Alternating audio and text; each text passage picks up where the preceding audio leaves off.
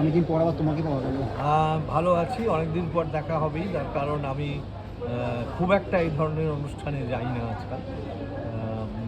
তবে এটা যেহেতু আমি অভিনয় করলাম অনেকদিন বাদে ক্লিকে প্রথম করলাম, তো সেই কারণেই আমি একবার তবুও চেষ্টা করেছিলাম না আসার, কিন্তু পরিচালক আমাকে অনির্বাণ অম্লান ওরা ভীষণভাবে বললো দাদা একটু এসো, তো আমি ওই জন্য এলাম, এসে তোমাদের সঙ্গে আবার অনেকদিন বাদে দেখা হলো, খুব ভালো লাগছে।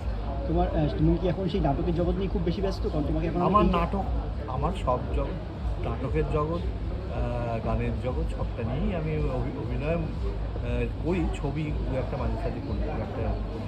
আমি যেটা মূল ব্যস্ত সেটা হচ্ছে যে আমি এখন আমার এবং খেয়ালি আমরা দুজনে মিলে আমাদের যা অভিজ্ঞতা, দীর্ঘদিন পথ চলার যে অভিজ্ঞতা, সেই অভিজ্ঞতাটা নবপ্রজন্মের কাছে একটু শেয়ার করছি। সেই জন্যই খেয়ালি অরিন্দম অ্যাক্টিং ওয়ার্কশপ যেটা আমরা চালাই, সেইখানে আমরা এখন বাচ্চা ছেলে মেয়েদের, এই প্রজন্মের ছেলে মেয়েদের একটু শেখানোর চেষ্টা করি। শেখানোটা বললে হয়তো কতটা ঠিক হবে জানি না, একটু আমাদের অভিজ্ঞতাগুলোকে শেয়ার করে তাদেরকে একটু পথ চলার রাস্তাটা তৈরি করে দেওয়ার চেষ্টা করি। এইখানে তোমাকে আমরা কীভাবে পাচ্ছি? গল্পের নাম দেবী, ওখানে এখানে আমাকে যেভাবে পাচ্ছ সেটা হচ্ছে একটা ক্রাইম থ্রিলারটা, একটা ধর্মগুরুর চরিত্র।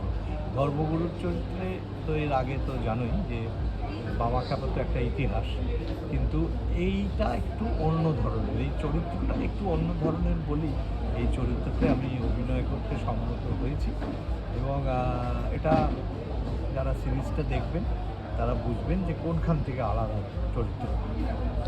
এই মুহূর্তে সম্প্রতি একটা রাজ্যে পালাবদল ঘটেছে, তোমার কি মনে হয় কাজের দিক দিয়ে কি আমরা আরেকটুভাবে এগোবো? কারণ দেখো, এইটা বলতে গেলে অনেক কিছু বলতে হবে, এত কিছু আমি বলতে চাইও না। আমার এই যে যাত্রাটা, আমি তো এখন তোমাদের এই মাধ্যমে অনেক কিছু লাফালাফি দেখি, তো আমার এই যাত্রাটা কিন্তু 60 বছর ধরে আমি এই ইন্ডাস্ট্রিটাকে দেখছি। ফলে এবং 60 বছর ধরে কাজ করার সত্ত্বেও আমার অরিন্দম গাঙ্গুলির গায়ে কোনোদিন কোনো রাজনৈতিক রং লাগেনি, আমার ব্যক্তিগত মতাদর্শ যাই থাকুক। কারণ আমার বড় হওয়াটা যাদের দেখে তাদের ব্যক্তিগত মতাদর্শ ছিল, কিন্তু সমস্তটাই আগে কিন্তু ছিল ইন্ডাস্ট্রির স্বার্থ। তো আজকে যখন নতুন সরকার এসেছে, আমিও নিশ্চয়ই একজন কী বলবো, অভিজ্ঞ বা প্রাক্তন শিল্পী হিসেবে আমিও নিশ্চয়ই চাইব যে এই সরকার ভালো কিছু কাজ করুক, যাতে আমাদের সর্বাগ্রে আমাদের ইন্ডাস্ট্রির উন্নতিটা হয়। এবং সেই উন্নতির অনেকগুলো ফর্মুলাজ আছে, সেগুলো যদি কখনো মনে হয় তাদের যে আমার পরামর্শর প্রয়োজন, আমি নিশ্চয়ই সেটা দেবো। কারণ আমার মনে হয় যে অনেক জায়গা আছে, শুধু আমি এই তোমাদের সামনে বসে বড় বড় কথা বলে গেলাম, এটা করব ওইটা করবো বলে গেলাম, কিন্তু এই জায়গাগুলো কি, কোন জায়গায় উন্নতির জায়গাগুলো আছে, সেইগুলো আমার মনে হয় আমার দীর্ঘ অভিজ্ঞতার নিরিখে এটা আমি বলতে পারবো। তো যদি তারা সেইগুলোতে ব্রতী হন, শুধু আমি রাজনৈতিক যেটা প্রবলেম হচ্ছিল সেখান থেকে মুক্ত করলাম, সেটা কিন্তু আসল কথা নয়। আসল কথাটা যেটা হচ্ছে যে সমস্তভাবে একটা সর্বাঙ্গীন শিল্পী কলাকুশলীদের উন্নতি সাধন, সেই উন্নতি সাধন করতে গেলে কিছু স্টেপ নেওয়া দরকার। সেই স্টেপগুলো যদি নেওয়া যায় তাহলে নিশ্চয়ই আমরা আশা করি যে বাংলা ইন্ডাস্ট্রি আবার তার পুরনো দিন ফিরে পাবে।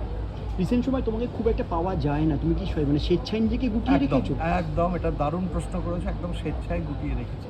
তার কারণ বিগত, তোমার নিশ্চয়ই জানো, তখন তোমার সঙ্গে প্রায়ই আমার দেখা হতো, আমি দীর্ঘ 7 বছর আর্টিস্ট ফোরামের জেনারেল সেক্রেটারি ছিলাম, কিন্তু বিভিন্ন কারণে আমি সরিয়ে রেখেছি। এবং ইন্ডাস্ট্রির যেভাবে যা ঘটছে, যে অবক্ষয়গুলো ঘটছে, সেগুলো খুব একটা মন থেকে মেনে নিতে পারিনি। কারণ চিরকালই একটা চেয়েছি যে আদর্শ নিয়ে চলার, সেই আদর্শ যখন সংঘাত ঘটছে তখন সেই সংঘাতটা কোথায় মেনে নিতে পারিনি বলেই আমি নিজেকে একটু সরিয়েই রেখেছি এটা, এবং তাতে খুব ভালো আছে। কেউ তোমায় ডাকছে না? তুমি এত বিশিষ্ট একজন শিল্পী, এতদিন ধরে অভিনয় করছো এবং আর্টিস্ট ফোরামের মেম্বার ছিলে। দেখো, ডাকছে না মানে ডাক প্রচুর আসে, কিন্তু যেটা সমস্যা হচ্ছে সেটা হচ্ছে যে হ্যাঁ, এটা তো আমার পেশা। আমি ছোটোবেলা থেকেই এইটার মাধ্যমে আমি যত জ্ঞান হয়েছে এই ইন্ডাস্ট্রিটাকেই আমি দেখছি, এর মাধ্যমেই আমি বড় হয়েছি।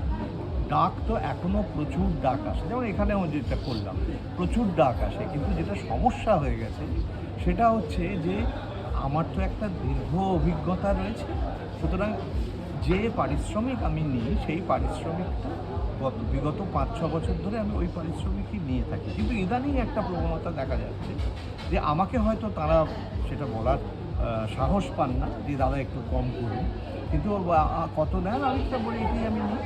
তখন বললো যে আচ্ছা ঠিক আছে দাদা আপনাকে ফোন করবো। এইরকম ইনসিডেন্ট লাস্ট 8-10টা ইনসিডেন্ট এই জাস্ট 6-7 মাসের মধ্যেই ঘটেছে। কিন্তু একটাই কথা বলবো যে এইটা আজকে এই বয়সে এসে এই জায়গায় এসে এই মাথা নিচুটা আমি করতে পারবো না, এই কম্প্রোমাইজটা আমি করতে পারবো না। ফলে আমি ভালোই আছি। আর মেগা সিরিয়াল এখন যে ফরম্যাটে হচ্ছে, যেভাবে হচ্ছে এবং যে অমানসিকভাবে হচ্ছে, সেটা তো খুব একটা সায় দিতে, মন থেকেও সায় দিতে পারি না। আর ছবিতে আরেকটা ছবি আমি করেছি রিসেন্টলি, ছবিতে যখন যদি মনে হয় সেটা ভালো লাগে, তা সত্ত্বেও আমি বলছি যে এই যে 12-13 দিনে ছবি হওয়া, এই ঘন্টার পর ঘন্টা কাজ করে যাওয়া, এই সবটা মিলিয়ে না পরিবেশটা এমন একটা হয়ে গেছে, তো সেটার সঙ্গে আমি বোধহয় একটু খাপ খাওয়াতে পারছি না। তার কারণ যে পরিবেশের মধ্যে থেকে আমি বড় হয়েছি, বারবার আমি বলছি যে যেসব মানুষদের আমরা কিংবদন্তি বলি, সে অভিনয় জগতে বলো, সঙ্গীত জগতে বলো, তাদের সকলের সঙ্গে আমার কাজ করার সৌভাগ্য হয়েছে। তো যে পরিস্থিতির মধ্যে দিয়ে আমি বড় হয়েছি, আজকের পরিস্থিতির সঙ্গে সেটার একটা মারাত্মক নর্থ পোল সাউথ পোল হয়ে গেছে। তো সেই জায়গাটা মানানোর সমস্যা হচ্ছে, আমি একটু দূরেই থাকি।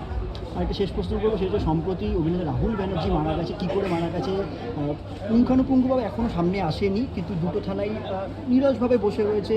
1.5 মাসে 2 মাস হতে চললো, আর্টিস্ট ফোরামের তরফ থেকেও কোনো ক্লিয়ার কাট বক্তব্য নেই। এটা কীভাবে দেখছো? এটা খুব দুঃখজনক, এটা খুবই দুঃখজনক। রাহুলের যে ঘটনাটা ঘটেছে, এটা কোনো দুঃখের তো কোনো সীমা পরিসীমা নেই। আমি তোমাকে একটাই আগে বললাম যে এখনকার পরিবেশ পরিস্থিতি যেটা হচ্ছে, এখন সমস্যাটা কি হচ্ছে জানো, যে আমরা কোথায় একটু ত্যাগ স্বীকার করতে ভুলে যাচ্ছি। আমাদের কি হয়, আমরা যখন কোনো ইন্ডাস্ট্রি কিছু পেতে চাই, কিছু ছাড়তেও জানতে হয়।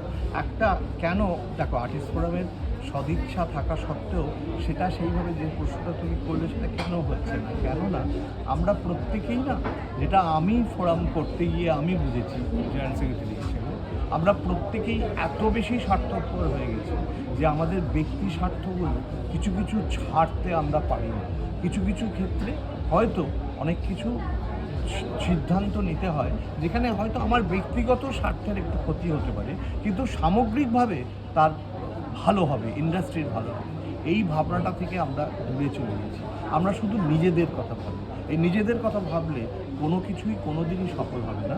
এই রাহুলের মতো ছেলেদের এরকম ঘটনাগুলো, এগুলো মাঝে মধ্যেই ঘটতে থাকবে, যদি না আমরা সেই অর্থে এক হতে পারি, ঐক্যবদ্ধ হতে পারি।